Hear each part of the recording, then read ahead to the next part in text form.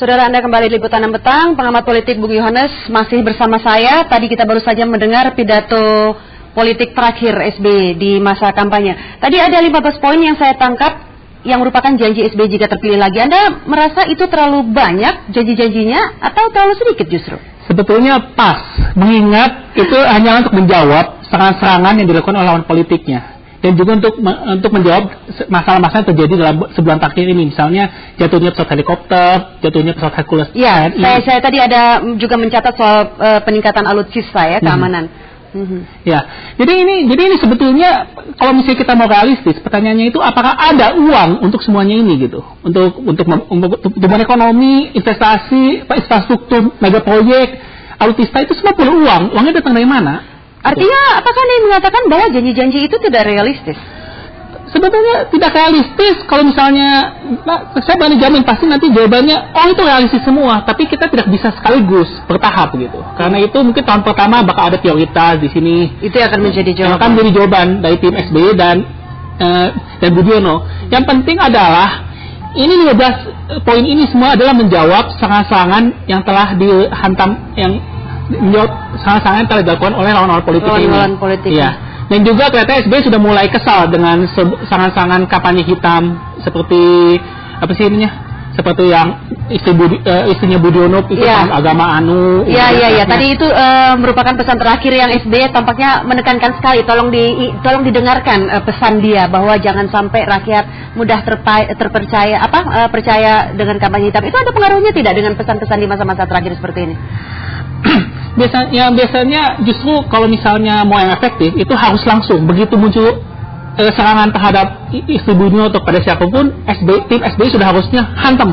Ini yang terjadi. Soalnya kalau sekarang seringkali di masyarakat itu sendiri sudah terbentuk satu pemikiran di kepala. Loh, ini saya dengar kayak gini dan gak pernah ada bantahan, gak pernah ada apa. Mungkin betul. Bantahan pun tidak betul-betul langsung begitu. Artinya bisa saja Anda mengatakan bahwa ini terlambat dan bisa saja sebagian orang sudah terlanjur percaya yang sudah diterimanya lebih dulu. Iya, jadi sebenarnya ini terlambat sekali. Harusnya SBY menekankan hal ini bisa dari debat pertama. Debat pertama kan sudah banyak sekali rumor-rumor aneh-aneh. Udah di sana gitu. Iya. Apalagi debat kemarin yang NKRI bisa juga kan digunakan. Ini kita mau gimana sebagai bangsa kalau kita aja mesti memperdukan suasana. Iya. Tapi apapun itu buktinya siapa yang akan dipilih oleh rakyat kita tunggu pada pemilu presiden 8 Juli nanti. Bung Yohanes, terima kasih telah bersama saya.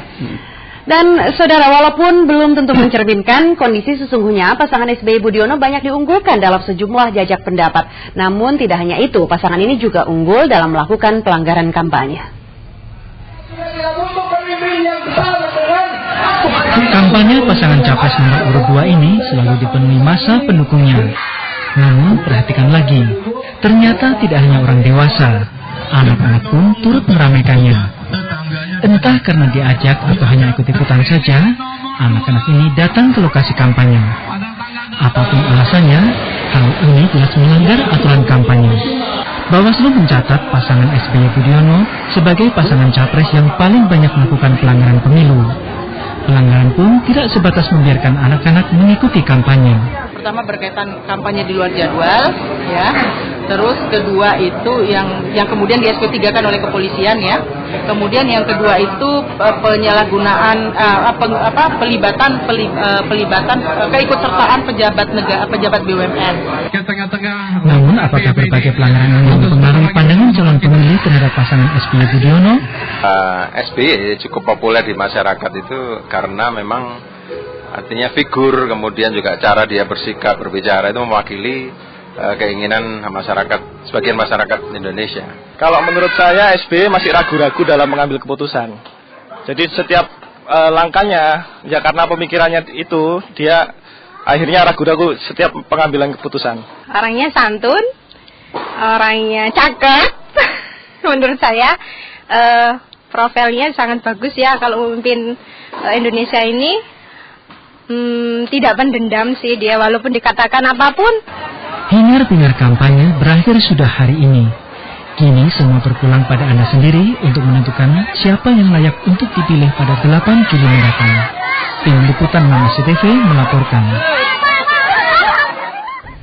Saudara, berakhir sudah Liputan 6 petang hari ini. Silakan kunjungi liputan6.com, wajah baru yang menyajikan berita-berita tercepat dan beragam. Terima kasih telah bersama kami dan salam SCTV.